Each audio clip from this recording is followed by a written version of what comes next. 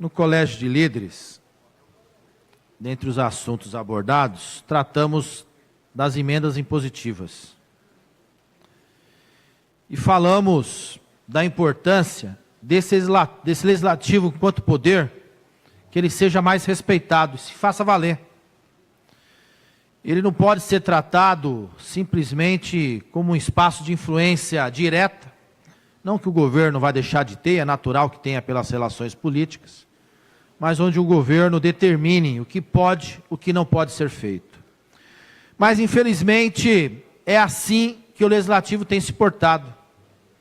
Até para aprovar projetos de deputados, se não tiver a chancela do governo, não entra sequer em pauta. Olha só o tamanho de influência e de interferência do Poder Executivo na maior Assembleia Legislativa do país. Isso porque todos dizem que os poderes são independentes, que há a independência consagrada na Constituição, de fato se pratica, mas na verdade não é essa, a verdade é muito diferente. Senhoras e senhores, por ano, cada deputado, se vocês pegarem o histórico, estou aqui desde 2011, vota, e olhe lá, um projeto por ano, de autoria de cada deputado. Será que é porque os deputados não querem? Será que é porque não há projeto bom? Há projeto bom. Tem divergência, é natural que as divergências existem. Tem posições antagônicas, às vezes posições que podem complementar um projeto, mas na verdade acabam não votando porque tem uma interferência muito forte. Sem autorização do governo, o projeto não vem à pauta.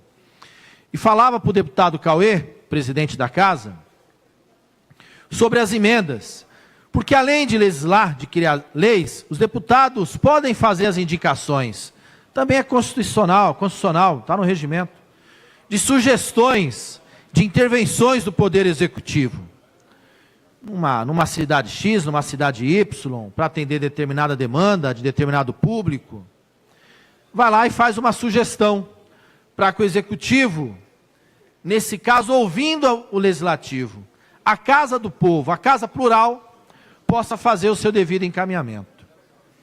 E é praxe, no final do ano, quando se vota o orçamento, os deputados fazerem emendas.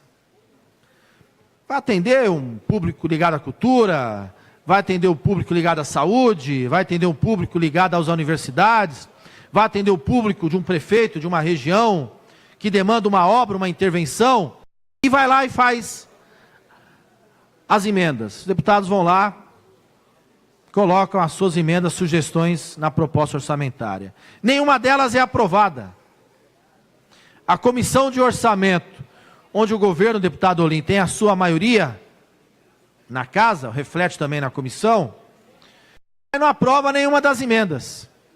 E aí, de maneira informal, os deputados são obrigados a encaminhar no ano seguinte algumas sugestões daquilo que ele entende necessária para atender a base dele. Seriam as emendas, que na verdade deixaram de ser regimentalmente, mas a gente faz como se fosse emenda. Aí ficam os deputados o ano inteiro, com o pires na mão, tentando ter uma mísera emenda liberada. Eu, marinheiro de primeira viagem, em 2011, 2012, fazia boletim de prestação de contas, colocava todas as emendas que eu fiz. Hoje eu tenho vergonha, porque quem olha aquilo acha que eu menti, porque a emenda não se realiza, não se concretiza, o dinheiro não é liberado, a prefeitura não faz a obra, aí o prefeito fica cobrando o deputado. Cadê aquela emenda que você falou para mim? Hoje eu não falo para ninguém que eu fiz emenda, porque eu sou cobrado por uma coisa que eu não tenho controle, deputado Edson. Vossa Excelência do interior, os prefeitos do interior, é uma pressão violenta, da região de Prudente, por exemplo, tantas outras, uma pressão violenta. Então, e por que eu estou aqui falando isso, e o que tem a ver com a pauta dos senhores e das senhoras? Porque quando a gente fala que o poder é independente, se a gente quisesse fazer valer o nosso respeito, eu tinha divergência sobre as emendas impositivas. Falei um dia na minha bancada. Eu acho que não teria que ter essa relação de maneira nenhuma com o Executivo. Mas eu estou convencido a cada novo dia que tem que ter. Porque como a gente vai se impor a nossa tarefa, a nossa função de legislador, se não quebrar essa dependência política, de imposição de força, que o Executivo tem, de pagar ou não uma emenda, de ele executar, você fica refém. Isso, para a base do governo, é muito pior. O que a gente escuta dos deputados do governo, sobre algumas matérias, alguns projetos que estão em debate, o constrangimento que alguns têm em votar algumas matérias, mas falam, nós temos que votar. Além da relação política, tem outros problemas como as emendas. E fica essa relação de dependência.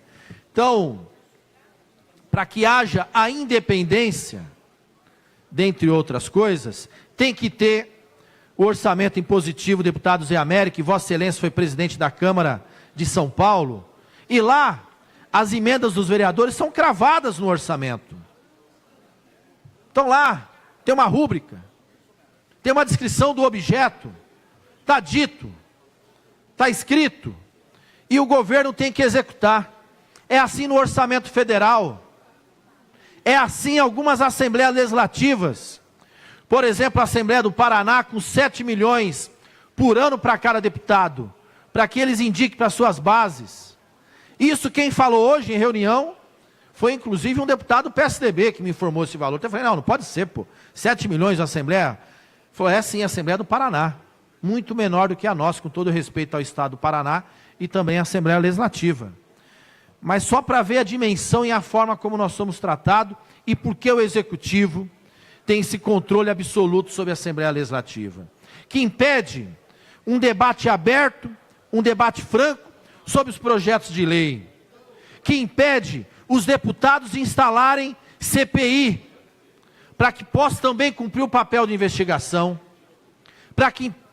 impede também que os deputados aqui, nas manifestações mais livres possíveis, possam apontar falhas, fazer críticas ao governo estadual, que está aí há tempos, mas que tenta passar a impressão da normalidade precária. Não tem nada bom, como o serviço de mobilidade urbana, como eu falei há pouco do trem e do metrô. Não está bom, mas ele tenta passar a situação de normal. Senhoras e senhores, tem gente que hoje acha normal um trem ter pane periodicamente, e tem gente que está começando a achar normal que acontece um trem sair do trilho. Essa é a tática política do governo do PSDB no estado de São Paulo, há anos. E falei para alguns dos senhores e das senhoras agentes fiscais. Infelizmente é uma tática que dá certo, também em relação ao servidor. Não está nada bom, mas ele tenta passar a impressão de que aquela postura do governo é algo normal. Como ele tenta passar agora, que é algo normal ele não querer a aprovação da PLC 05, assim como outras medidas. Tudo ele tenta passar a situação de normalidade. Não está bom, mas está normal, isso está normal, e se está normal, continua. Mas não é isso que nós queremos para o Estado de São Paulo, deputado Vaz de Lima, e muito menos para a Assembleia Legislativa. Porque o Poder Legislativo jamais pode se conformar. É por princípio dele, o confronto, no bom sentido, de ideias, do diálogo, da crítica, de falar. Nós estamos no parlamento. Essa é a nossa tarefa, de opinar sobre os mais diferentes assuntos. Tenho certeza que os senhores e as senhoras, que nunca pisaram antes na Assembleia Legislativa, estão conhecendo um pouco de como é que funciona esse poder. E estão tendo uma dimensão diferente, talvez mais crítica, talvez menos crítica, não importa, mas estão tendo a dimensão real de como funciona o Poder Legislativo e quanto que é importante o debate o mais amplo possível sobre os diferentes temas, porque isso interfere no Estado de São Paulo, por bem ou para o mal. Isso interfere no Estado de São Paulo. Para concluir, senhor presidente. Então, deputado Cauê Macris, presidente dessa Assembleia Legislativa, que disse aqui em mais uma oportunidade que é o presidente de todos e não o presidente do Executivo. Nós temos algumas demandas específicas dos deputados. Dentre elas, as emendas impositivas, para dar um pouco mais de liberdade ao conjunto da casa. Mas quero aqui fazer coro ao deputado Campos Machado, que está numa luta junto com outras lideranças em relação a esse projeto, para que possa, deputado Campos, vir a debate. Para que ele possa, deputado presidente Cauê, para que ele possa vir a discussão. Depois cada um vai votar na consciência, para concluir, da maneira que achar melhor, com a sua consciência, com o seu compromisso político. Mas nem isso nós estamos conseguindo fazer. Então, presidente Cauê, o apelo pelo orçamento impositivo e o apelo, porque tudo bem que as pessoas vindo aqui aprendem bastante, mas é justo, depois de tanto tempo que eles estão aqui manifestando, que a gente, no mínimo, coloque isso daqui, o projeto, para que a gente possa votar conscientemente e de forma livre. E cada um decide se é sim, cada um decide se é não.